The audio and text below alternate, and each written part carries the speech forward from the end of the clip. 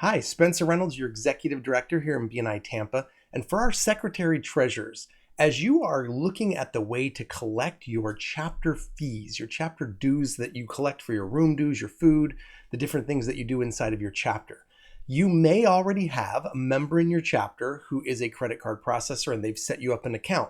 That's a great option. You may have a bank account that's been set up by the banker in your chapter, also a great option.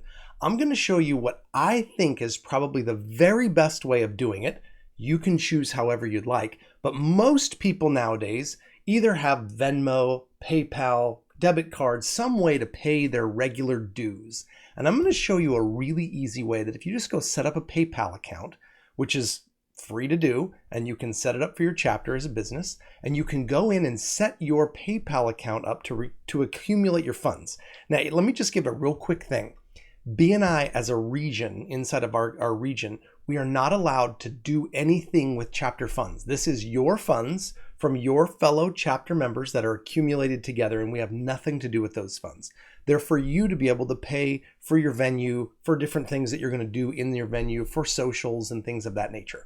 So you getting the funds together is all up to you. I'm going to tell you that the fastest and easiest way to do this on a regular basis, because I'm one of those that loves to set up systems and then allow the system to do the work. If you go set up a PayPal account, you can set up recurring billing that will charge a debit card. People can pay that by a PayPal account, however they'd like to do it. And you're able to actually go from collecting dues to never doing it once. You're going to set it all up at the beginning. You're going to make sure that it just happens every single month. It hits your bank account. And then you only have to follow up with those people who are new or have dropped, and you're taking them out of the system so they don't get charged anymore.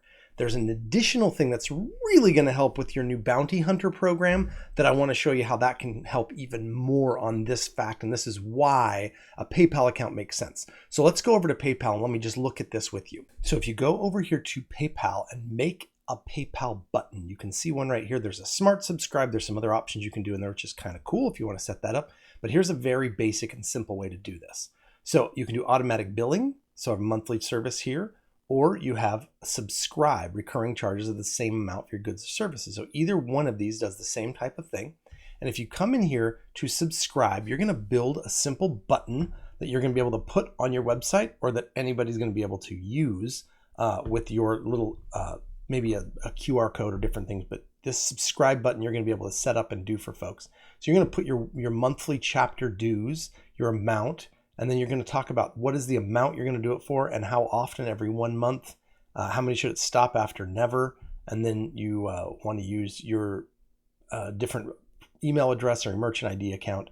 You're going to track inventory if you want. You wouldn't need to do all that, but you click subscribe button. Now you have a way to set up your members to get it automatically subscribing every single month, and you don't have to go down and track those things down.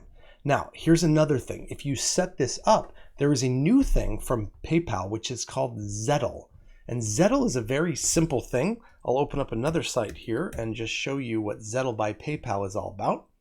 iZettel.com. It's as simple as having one of these very simple card readers that you can use inside your chapter meeting. You can use it wherever you'd like. Now, I just did this, and if you see, the pricing on it is right here, and it costs you a whopping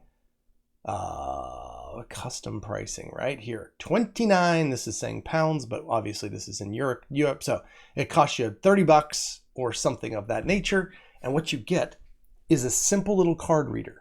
Now, this is the kind of card reader where you can take your credit card and you could put it in as a card reader in the bottom, or you do a tap to pay and you do it that way. Now, what are you going to do with this? It's super simple. You go and set up on your phone. So here I got my iPhone. You can do it for whatever. And let me go and show you what we do. So as we go into here, let's say you have a bounty and your bounty hunter has 3 different people that are on there. And one of them's a hairdresser, one of them's a plumber, and one of them's a restaurant.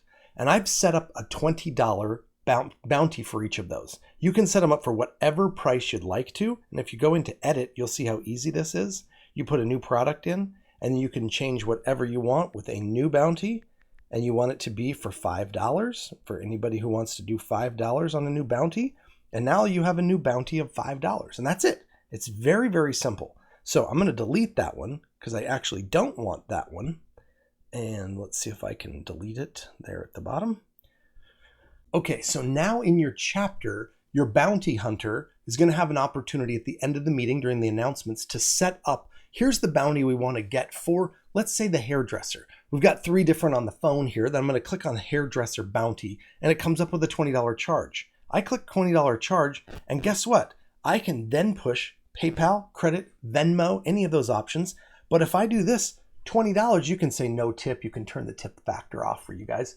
But now it's saying $20. Tap your card. So I could literally just tap my card, boom, and it would charge $20. Or I put it inside and it charges $20. And I could go around the room as a bounty hunter using your little reader and go blip, blip, blip, blip, blip all over the room and be able to select several $100s very quickly inside of people who want to raise the bounty and not have to try to figure out where that money's at and how it goes, because you're going to be able to track that item number called hairdresser bounty and know exactly how much is in there to keep a record of that with the bounty hunter, so you know exactly how to do it.